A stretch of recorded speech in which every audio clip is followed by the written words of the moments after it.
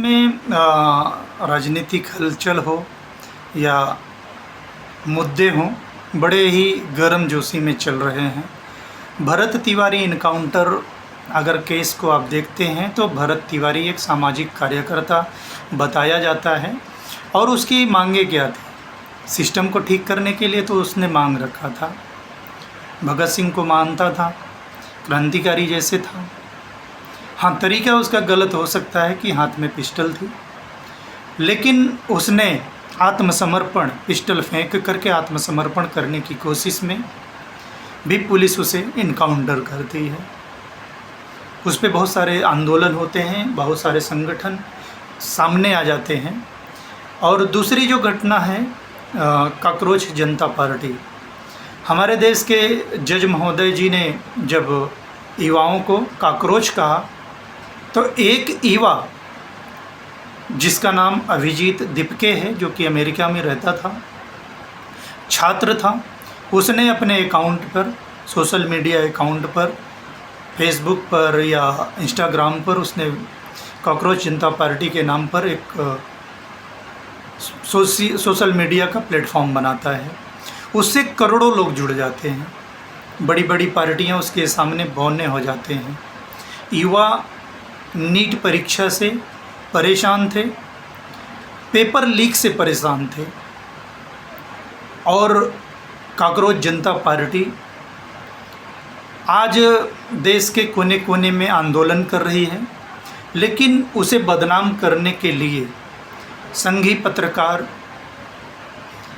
बहुत सारे मुस्लिम नामों से जोड़ने की कोशिश किए, हालांकि वो सक्सेस नहीं हो पाए क्योंकि विचारधारा अम्बेडकराइट था, बाबा साहब को मानने वाले लोग थे, शांतिपूर्ण तरीके से वो धरना प्रदर्शन करते हैं संविधान के दायरे में रहकर। अब हमारा ये सवाल है कि क्या जो बिहार में दो पासवान समाज के बच्चे की मंदिर में हत्या की जाती है झूठा चोरी का आरोप लगाकर, राम मंदिर में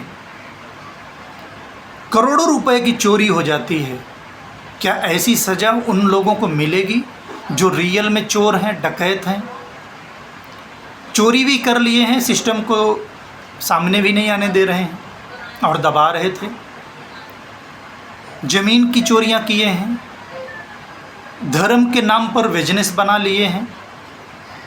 अगर हम धर्म की बात करें, अगर हमारे अंदर, हमारे देश के नागरिकों के अंदर भगवान के प्रति श्रद्धा है, प्रेम है, तो मैं आपसे कहूँगा कि सबसे पवित्र चीज़ों को चढ़ाएं।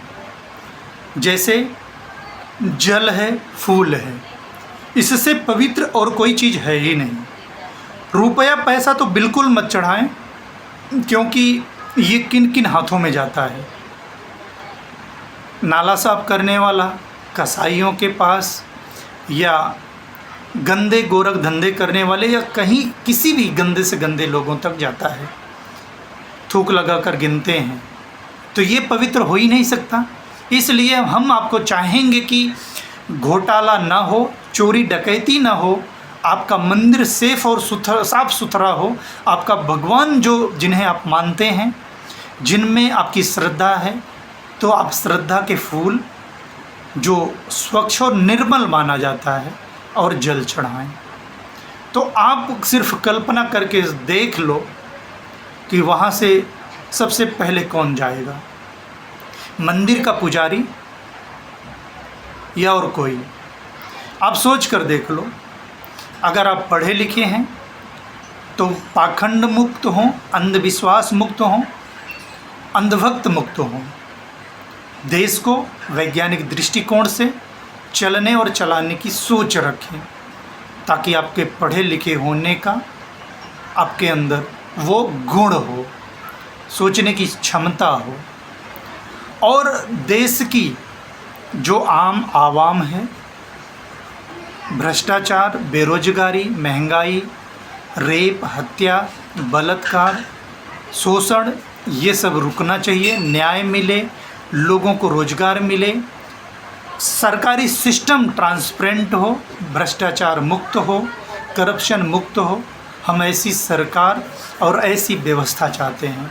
अगर आप ऐसी व्यवस्था चाहते हैं तो आप देश हित में, समाज हित में अच्छा प्रतिनिधि चुने जो पढ़ा लिखा हो, आपको अपना परिवार समझे और देश की तरक्की को अपना कर्तव्य समझे, और सत्ता को शोषण का शिकार न समझकर सत्ता का सेवक बनकर काम करे, सेवा भाव से काम करे। बहुत शुक्रिया।